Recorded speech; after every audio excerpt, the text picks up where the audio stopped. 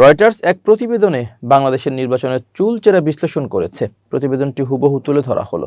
15 বছরের বেশি সময় পর সবচেয়ে প্রতিদ্বন্দ্বিতাপূর্ণ জাতীয় নির্বাচনের দিকে যাচ্ছে বাংলাদেশ। ভোটের মাঠে বিএনপি এগিয়ে আছে বলে ধরা হচ্ছে, তবে ইসলামপন্থী জামায়াতে ইসলামীর নেতৃত্বাধীন জোট এবার ইতিহাসের সেরা নির্বাচনী ফল করতে পারে।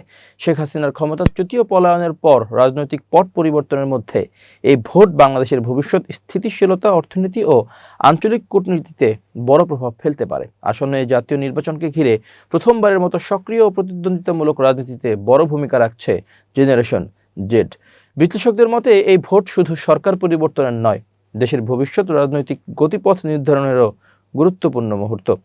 বার্তা সংস্থা রয়টার্স বলছে, দীর্ঘ 1.5 দশকের একচেটিয়া রাজনৈতিক প্রভাবের পর এক নতুন মোড়ে দাঁড়িয়েছে বাংলাদেশ। সাবেক প্রধানমন্ত্রী শেখ হাসিনার শাসন আমলে বছরের পর বছর ধরে নির্বাচনের সময় রাজপথে বিরোধীদের উপস্থিতি ছিল খুবই সীমিত। কখনো তারা নির্বাচন বর্জন করেছে, আবার কখনো শীর্ষ নেতাদের গণগ্রেপ্তারের কারণে তারা কার্যত মাঠের বাইরে ছিল।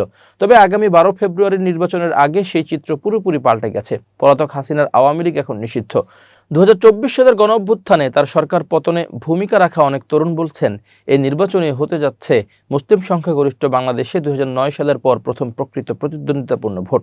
যে বছর শেখ হাসিনা টানা 15 বছরের শাসন শুরু করেছিলেন, বাংলাদেশ জাতীয়তাবাদী দল বিএনপি এই নির্বাচনে জয়ী হবে বলে ব্যাপকভাবে ধারণা করা হচ্ছে। তবে জামাত ইসলামের নেতৃত্বাধীন একটি জোট তাদেরকে শক্ত চ্যালেঞ্জ ছুড়ে দিচ্ছে। এর পাশাপাশি 30 বছরের কম বয়সী জেনজি কর্মীদের নেতৃত্বে গড়ে ওঠা একটি নতুন দলও জামাতের সঙ্গে জোট বেঁধেছে।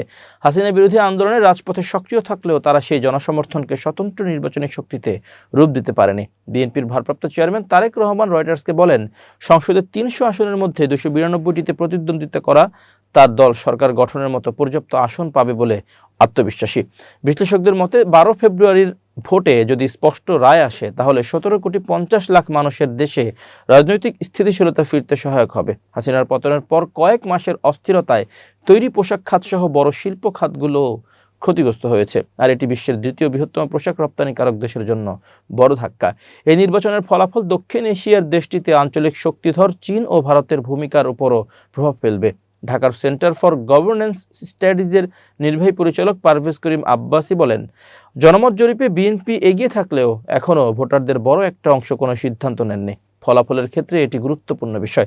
তিনি বলেন, ভোটের ফল নির্ধারণে কয়েকটি বিষয়ে প্রভাব ফেলবে। এর মধ্যে জেনারেশন জেডের ভোট বিশেষভাবে গুরুত্বপূর্ণ, কারণ মোট ভোটারের প্রায় 1/4 এই প্রজন্মের। সারা দেশে বিএনপির ধানের শীষ এবং জামাতের দাড়িপাল্লা প্রতীক সংবলিত সাদা কালো পোস্টার ও ব্যানার খুঁটি, গাছ এবং সড়কের দেয়ালে ঝুলতে দেখা যাচ্ছে। এর সঙ্গে রয়েছে বেশ কয়েকজন স্বতন্ত্র প্রার্থীর প্রচার সামগ্রী। সড়কের মোড়ে মোড়ে দলীয় প্রতীক লাগানো অস্থায়ী কার্যালয় থেকে ভেসে আসছে প্রচারণার গান।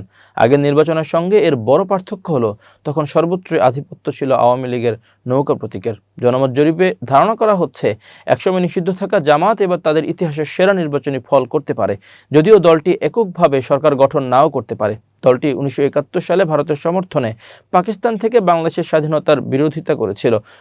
বিশ্লেষকদের মতে এই নির্বাচনের রায় আগামী দিনে বাংলাদেশে ভারত ও চীনের ভূমিকাও নতুনভাবে নির্ধারণ করবে। শেখ হাসিনাকে ভারতের ঘনিষ্ঠ হিসেবে দেখা হতো।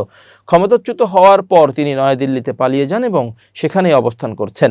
এরপর থেকে বাংলাদেশে বেইজিংয়ের প্রভাব বেড়েছে বলে মনে করা হচ্ছে। ভারতের প্রভাব কমে যাওয়ার প্রেক্ষাপটে বিএনপিকে তুলনামূলক দিল্লির সঙ্গে বেশি সামঞ্জস্যপূর্ণ মনে করেন কিছু বিশ্লেষক। অন্যদিকে জামাত নেতৃত্বাধীন সরকার গঠিত হলে দেশটি পাকিস্তানের দিকে আরও ঝুঁকতে পারে বলে ধারণা তাদের। পাকিস্তান একটি মুসলিম সংখ্যাগরিষ্ঠ দেশ এবং ভারতের দীর্ঘদিনের প্রতিদ্বন্দ্বী। জামাতের জেন জেড মিত্র দলটি বলছে, বাংলাদেশে নয়াদিল্লির আধিপত্য তাদের অন্যতম উদ্বেগ। দলটির নেতারা সম্প্রতি চীনা কূটনীতিকদের সঙ্গে বৈঠক করেছেন। তবে ইসলামী নীতিতে পরিচালিত সমাজের পক্ষে অবস্থান নেয়া জামাত অবশ্য বলেছে, তারা কোনো দেশের প্রতি পক্ষপাতদুষ্ট নয়। বিএনপির তারেক রহমান বলেছেন, তার দল সরকার গঠন করলে যে দেশ বাংলাদেশের জনগণ ও রাষ্ট্রের জন্য উপযোগী প্রস্তাব দেবে, তাদের সঙ্গে বন্ধুত্বপূর্ণ সম্পর্ক রাখা হবে। বিশ্লেষকদের মতে জামাতের প্রতি ভোটারদের আকর্ষণের বড় কারণ তাদের পরিষ্কার ভাবমূর্তি, ধর্মীয় অবস্থান নয়। জরিপে বলা হয়েছে, ভোটাররা নির্বাচনে অংশগ্রহণে আগ্রহী, ধর্মীয় বা প্রতীকী ইস্যুর চেয়ে দুর্নীতি ও অর্থনৈতিক বিষয়কে বেশি গুরুত্ব দিচ্ছেন এবং দায়িত্বশীল, দক্ষ ও জবাবদিহিতামূলক নেতৃত্ব প্রত্যাশা করছেন। সব মিলিয়ে সাবেক প্রধানমন্ত্রী খালেদা জিয়ার ছেলে তারেক রহমানকে পরবর্তী সরকার প্রধান হওয়ার সবচেয়ে সম্ভাব্য প্রার্থী হিসেবে দেখা হচ্ছে। তার দাবি, তবে যদি জামাত নেতৃত্বাধীন জোট এগিয়ে যায়, তাহলে তাদের চেয়ারম্যান ডাক্তার শফিকুর রহমানও প্রধানমন্ত্রী হওয়ার দৌড়ে থাকতে পারেন।